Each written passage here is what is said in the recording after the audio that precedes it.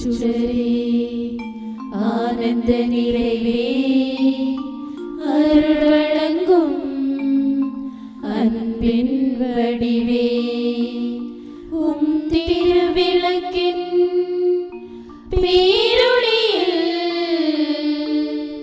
M சிறு விளக்கையும் ஏற்றுக்கொள்வாய்.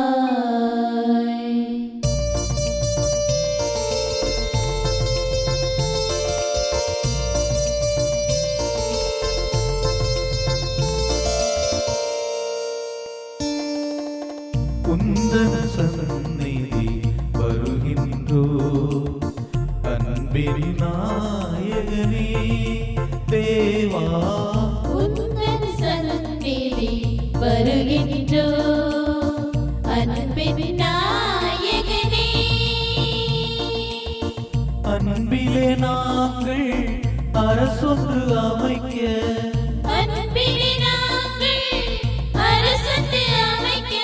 ஆதாரம் நீயே, அருள் புரிவாயே. உந்தன் சந்நிதி வருகின்றோ, அன்பின் நாயகனே. தந்தை, மகன், தூயாவியாரின் பெயராலே ஆமேன். மரியாவிஷனுடைய நேயர்களே, உங்கள் அனைவருக்கும் அன்பார்ந்த வணக்கங்களையும் வாழ்த்துக்களையும் திருவிழா வாழ்த்துக்களையும் தெரிவித்துக் கொள்கிறோம். இன்று தாய் திருச்சபையானது ஆண்டவர் இயேசுவின் திருவுடல் திரு ரத்தத்தின் பெருவிழாவை கொண்டாடுகின்றது. ஆண்டவர் இயேசு கிறிஸ்துவின் திரு ரத்தத்தின் விழாவை கொண்டாடுகின்ற பொழுது அதனுடைய அர்த்தங்களை, அடையாளங்களை நாம் புரிந்து கொள்ள வேண்டும் என்று நமக்கு அழைப்பை விடுக்கிறார். ஆண்டவர் இயேசுவின் திருவுடல் திரு ரத்தத்தின் பெருவிழாவை கொண்டாடுகின்ற பொழுது நமக்காக கொடுக்கப்பட்டிருக்கின்ற இறை வார்த்தையானது மார்க்கு நற்செய்தி பிரிவு 14:12 முதல் 16 வரை உள்ள தொடர்ச்சியான இறை வார்த்தைகள். அதை உங்களுக்கு வாசிக்கின்றேன். மார்க்கு நற்செய்தி 14:12 முதல் 16 அதை தொடர்ந்துள்ள இறை வார்த்தைகளும். புளிப்பற்ற அப்ப விழாவின் முதல் நாள் வந்தது. பாஸ்கா ஆட்டுக்குட்டியை பலியிடும் நாளிலே இயேசுவின் சீடர், நீர் பாஸ்கா விருந்துடன் நாங்கள் எங்கே சென்று ஏற்பாடு செய்ய வேண்டும் என விரும்புகிறீர் என்று கேட்டார்கள். அவர் பின்வருமாறு கூறினார். தம் சீடர்கள் 2 அனுப்பினார். நீங்கள் புறப்பட்டு நகருக்குள் செல்லுங்கள். மண்குடத்தில் தண்ணீர் கோல் சுமந்து கொண்டு ஒரு ஆள் உங்களுக்கு எதிரே வருவார். அவர் பின்னே செல்லுங்கள். அவர் எந்த வீட்டுக்கு செல்லுகிறாரோ அந்த வீட்டின் உரிமையாளரிடம், நான் என் சீடர்களோடு பாஸ்கா விருந்து உண்பதற்காக என் அறை எங்கே என்று போதகர் கேட்க சொன்னார் என கூறுங்கள். அவர் மேல் மாடியில் ஒரு பெரிய அறையை காட்டுவார். அது தேவையான வசதிகளோடு தயார் நிலையில் இருக்கும். அங்கே நமக்கு ஏற்பாடு செய்யுங்கள். சீடர்கள் சென்று நகரை அடைந்து தங்களுக்கு அவர் சொல்லி அவ்வாறு அனைத்தையும் கண்டு பாஸ்கா விருந்திற்கு ஏற்பாடு செய்தார்கள். அவர்கள் உண்டு கொண்டிருந்த பொழுது அவர் அப்பத்தை எடுத்து கடவுளை போற்றி அதை பிட்டு அவர்களுக்கு கொடுத்து, இதை பெற்றுக்கொள்ளுங்கள், இது எனது உடல் என்றார். பின்பு அவர் கிண்ணத்தை எடுத்து கடவுளுக்கு நன்றி செலுத்தி அவர்களுக்கு கொடுத்தார். அனைவரும் அதிலிருந்து பருகினார். அப்பொழுது அவர் அவர்களிடம், இது எனது உடன்படிக்கையின் இரத்தம், பலருக்காக சிந்தப்படும் இரத்தம். இனிமேல் இறையாட்சி வரும் அந்நாளில் தான் நான் திராட்சைப்பழ ரசத்தை குடிப்பேன், அதுவரை ஒருபோதும் குடிக்க மாட்டேன் என உறுதியாக உங்களுக்கு சொல்கிறேன் என்றார். அவர்கள் புகழ்பாடல் பாடிவிட்டு ஒலிவ மலைக்கு சென்றார்கள். கிறிஸ்து வழங்கும் நற்செய்தி. கிறிஸ்துவை உமக்கு புகழ். அன்பர்களே, நண்பர்களே, ஆர்வல் பெற்றோர்களே, இளைஞர்களே, சிறுவர்களே, குழந்தைகளே, அனைவருக்கும் மீண்டும் ஆண்டவர் இயேசுவினுடைய திருவுடல் திரு ரத்தத்தின் பெருவிழா வாழ்த்துக்களை தெரிவித்துக் கொள்கின்றேன். இந்த நாள் ஒரு நல்ல நாளாக இருக்க வேண்டும், சிறந்த நாளாக இருக்க வேண்டும் என்று வாழ்த்துகின்ற பொழுது மரியா விஷன் சேனலை உங்களுடைய அன்பர்களுக்கும் நண்பர்களுக்கும் தெரிந்தவர்களுக்கும் நீங்கள் அறிமுகம் செய்ய வேண்டும் என்றும் அதை சப்ஸ்கிரைப் செய்ய வேண்டும் என்றும் அன்போடு கேட்டுக்கொள்கின்றேன். சமூக சிந்தனைகளோடு இறையியல் சிந்தனைகள், ஆண்டவர் இயேசுனுடைய இறைவார்த்தையினுடைய அர்த்தங்கள், இவைகள் எல்லாம் நாம் கலந்து சிந்தித்துக் கொண்டிருக்கிறோம், தியானித்துக் கொண்டிருக்கிறோம். எனவே இன்று நமக்கு கொடுக்கப்பட்டிருக்கின்ற இறைவார்த்தையானது ஆண்டவர் இயேசு கிறிஸ்துனுடைய அர்ப்பணிப்பு என்று சொல்லக்கூடியது. கடைசியான, இறுதியான, உறுதியான நிலைப்பாட்டை ஆண்டவர் இயேசு எடுக்கின்றார்.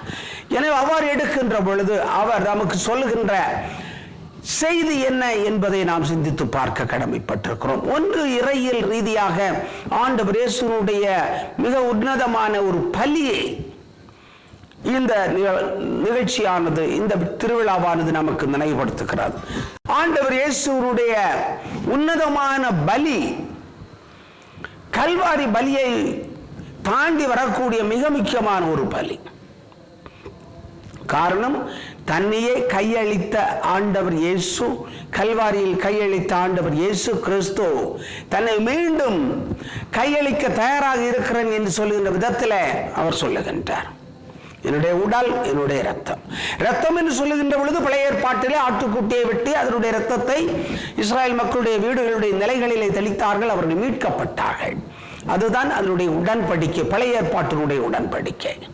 புதிய ஏற்பாட்டின் உடன்படிக்கையின் மிகச்சிறந்த ஒரு எடுத்துக்காட்டாக இருக்கக்கூடியது ஆண்டவர் இயேசு கிறிஸ்துவினுடைய இரத்தமாகத்தான் இருக்கிறது. எனவே உடலும் இரத்தமும் என்று சொல்லக்கூடியது யதார்த்தங்களை குறிக்கக்கூடிய அடையாளமாக இருக்கிறது. யதார்த்தங்கள். அண்மையில் நம்முடைய பிள்ளைகளுக்கு புதுவன்மைக்காக வகுப்புகள் நடத்தி கொண்டிருக்கிறோம். அந்த பிள்ளையிடத்தில் கேட்டேன், மிகச்சிறந்த அடையாளம் என்ன என்று. மிகச்சிறந்த அடையாளம் என்ன? அவங்களுக்கு தெரியும், 7 அருள் அடையாளங்கள் உண்டு, தூயாவினுடைய வரங்கள் தெரியும், கனிகள் தெரியும். ஆனால் அடையாளங்களில் மிகச்சிறந்த அடையாளம் என்ன என்று கேட்ட பொழுது ஒரு மாணவி அருமையாக பதில் சொன்னார்கள். மனிதன் தான் மிகச்சிறந்த ஒரு அடையாளம். மனிதன், நாம் தான் மிகச்சிறந்த ஒரு அடையாளம் என்று சொன்னார். அவர்களை வாழ்த்தினோம், பாராட்டினோம், அவர்களை கைத்தட்டு கொடுத்தோம்.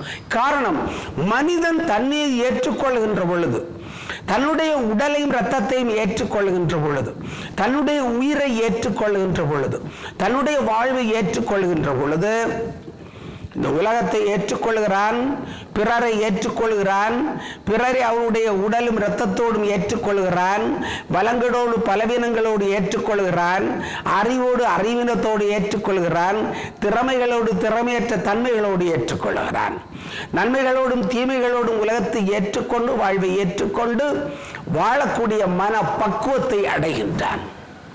அதைத்தான் இந்த அடையாளமானது சுட்டி காட்டுகிறது. எனவே நற்கருணை என்று சொல்லக்கூடியது அருள் அடையாளமாக இருக்கிறது. அதை ஆண்டவர் நிறுவுகின்றார். தொடர்ச்சியான ஒரு பிரசன்னத்தை கொடுக்க வேண்டும், தொடர்ச்சியாக ஒரு உடனிருப்பை கொடுக்க வேண்டும் என்பதற்காக ஆண்டவர் இயேசு ஏற்படுத்தியதான் இந்த நிகழ்ச்சி. தன்னுடைய உடலையும் இரத்தத்தையும் கொடுத்தல், அடையாளமாக கொடுத்தல். அதைவிட உன்னதமான ஒன்று இருக்க முடியாது. இப்பொழுதெல்லாம் நாம் இரத்தத்தை தானமாக கொடுக்கிறோம், உடல் உறுப்புகளை தானமாக கொடுக்கிறோம். மிகச்சிறந்த ஒரு தானம். கண் தானம் உண்டு, உறுப்பு தானம் உண்டு, இரத்த தானம் உண்டு, பூமி தானம் உண்டு, பொருள் தானம் உண்டு, உணவு தானம் உண்டு என்று பல்வேறு விதத்தில் தானங்களை செய்கிறோம். ஆனால் மிகச்சிறந்த ஒன்று உறுப்பு தானம் மற்றும் இரத்த தானம், கண் தானம் போன்றவை. உடலையே கையளித்தல், உடலில் இருக்கின்ற உறுப்புகள் அனைத்தையும் பிறருக்காக கொடுத்தல். உயிரை கொடுக்க முடியாது, எனவேதான் அந்த உயிர் ஓட்டத்தை எடுத்து செல்கிற ரத்தத்தை கொடுக்கிறோம், உடலும் இரத்தமும். எனவே இந்த உடலையும் இரத்தத்தையும் ஆண்டவர் கொடுக்கின்ற பொழுது மிகச்சிறந்த பலியாக ஒப்புக் கொடுக்கிறார், மிகச்சிறந்த அடையாளமாக ஒப்புக் கொடுக்கிறார். தன்னுடைய தொடர் பிரசன்னத்தை உலக மக்களுக்காக கொடுக்கின்றார். இதை நாம் நினைவு கூறுகின்ற பொழுது முதல் வாசகத்திலே சொல்லப்பட்டிருக்கிறது, ஆதி திருச்சபையில இருந்தவர்கள் ஆண்டவரே நீர் சொல்வதை நாங்கள் செய்வோம் என்று சொல்லுகிறார்கள். திருப்படிய நூலிலே நாம் படிக்கின்ற பொழுது அப்போஸ்தலர்கள், சீடர்கள் போதிக்கின்றார்கள். அதை கேட்கின்ற மக்கள் எல்லாம் நீங்கள் சொல்வதை கேட்போம் என்று சொல்லுகிறார்கள், செய்வோம் என்று சொல்லுகிறார்கள். எனவே வாழ்விலே சிந்தனை ஒரு லெவல், பேசுவது இன்னொரு லெவல் நிலை, செய்வது என்பதுதான் மிகச்சிறந்த நிலை.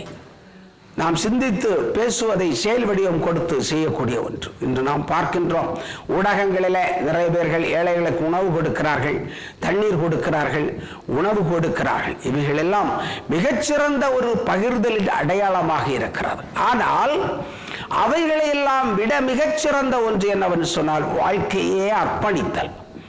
சிறையில தன்னுடைய இன்னுயிரை இந்த ஸ்டான் சுவாமியை நாம் மீண்டும் மீண்டும் நினைக்கின்றோம். அவர் தன்னுடைய மக்களுக்காக உடல் பொருள் ஆவி அனைத்தையும் கொடுக்கிறார்.